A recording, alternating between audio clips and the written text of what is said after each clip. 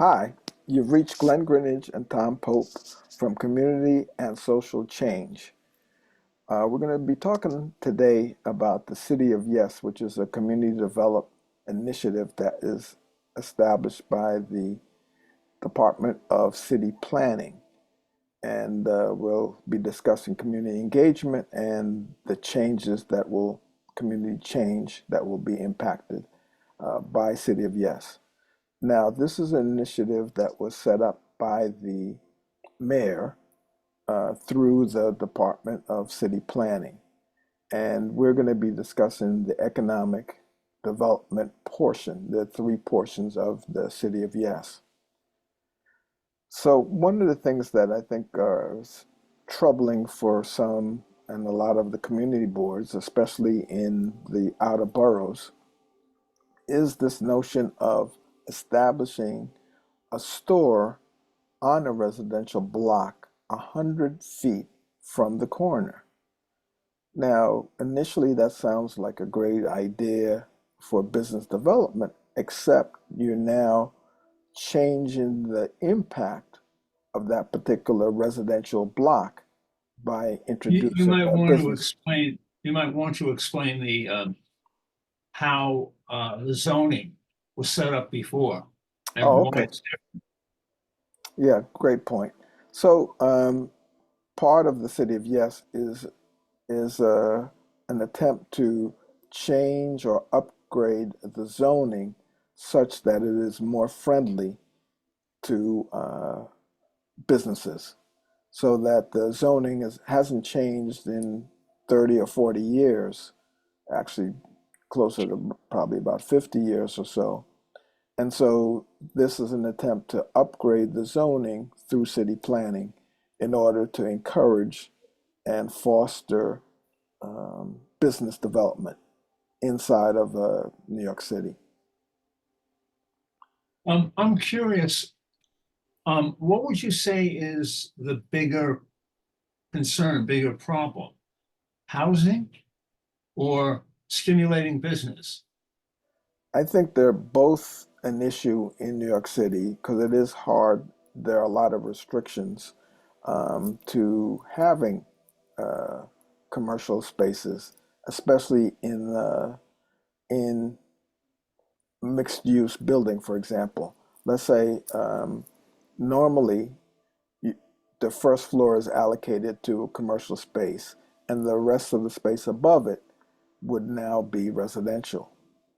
With the City of Yes economic development, gives you the capability of now having commercial um, businesses that are non-manufacturing um, that can be now located above and in higher uh, floors in in buildings. So you now have the situation where you could have a business on the fourth or fifth floor of a six-story building, or the third or fourth floor, as opposed to just being limited to the first floor. So again, it's a little bit more flexible in terms of allowing the business itself to be where it can be situated, so it should lend itself to the opportunity of more businesses being open. However, you now are looking at the impact to the residents on those upper floors. They now may need to deal with foot traffic going up to those businesses. Um, there may be noise associated with it, smells that have to contend with, and of course, um, initially that the enforcement is going to be, I think, the biggest issue. How do you enforce it? How do you curve it? Well, when you started this, you made the comment about both areas need help. The Yes. developing business and also housing. Housing is Uh, a major issue. Yes. do you see them equally in terms of being at crisis mode?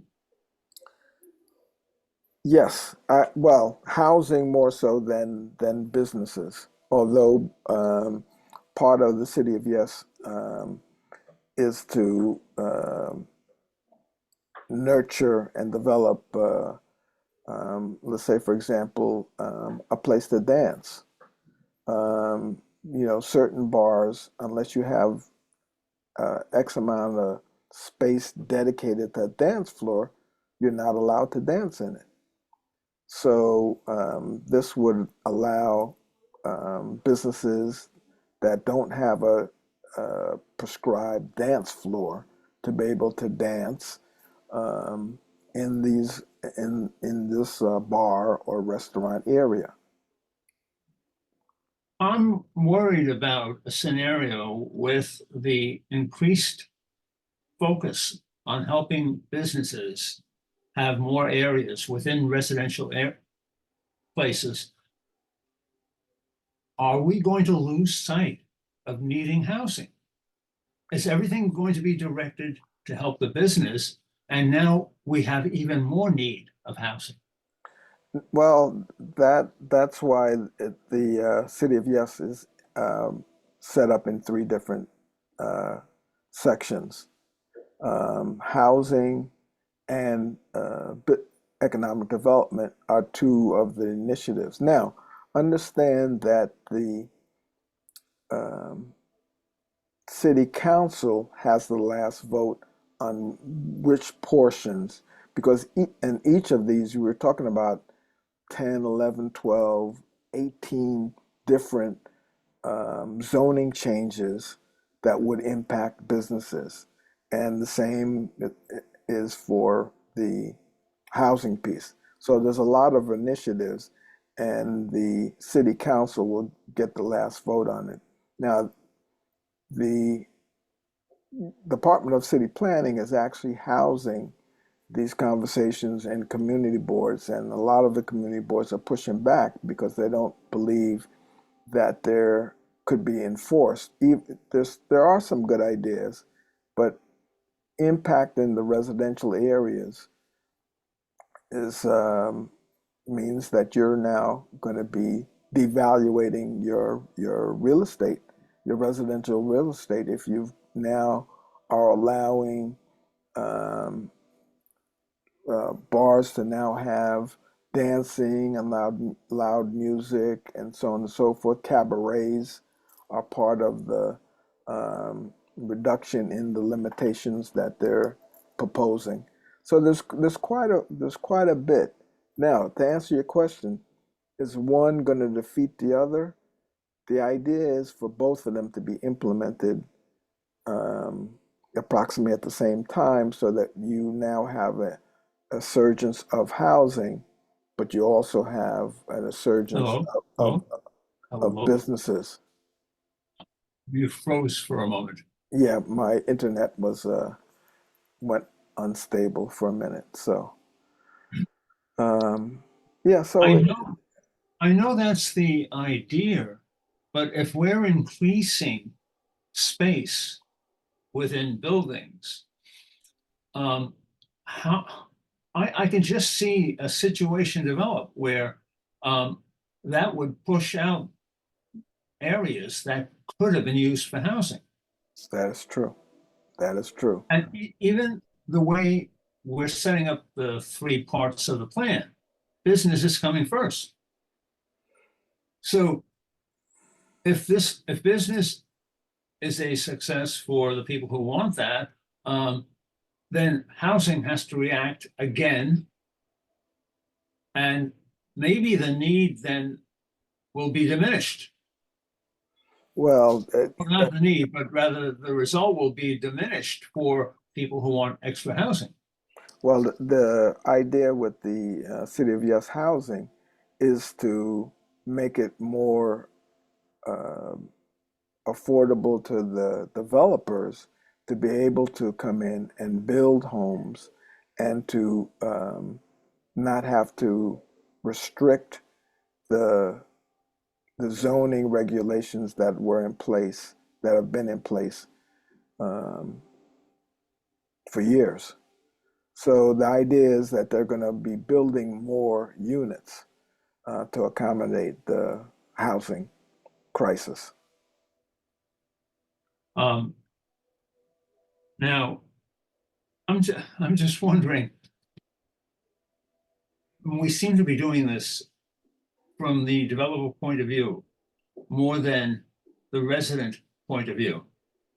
Um, Create extra houses that may or may not end up being more affordable. Well, Why isn't the starting point? How can we make this affordable for people to live in?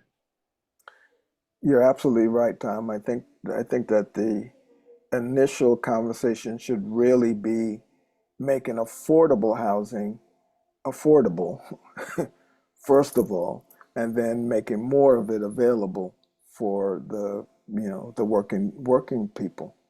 And we right now have the highest, um, or I think it's the highest or the second highest rents in the country. I think we're neck and neck with California. It's either California's first and we're second, or we're first and they're second. But we have the two highest, and that's for rental. That is not even to own. That's just to rent. And Shouldn't that be the starting point of how do we attack that problem? well, we've got to attack it. We've also got 180,000 new arrivals to the city that also have to be housed, that are coming here without apartments, homeless. We've already had a homeless um, number that was, high to start out with, and now you've got another 180,000 people coming in, also demanding housing, also demanding affordable housing. And so right now, we don't have a place for them. Now, you mentioned the city council will have the final decisions. Yes.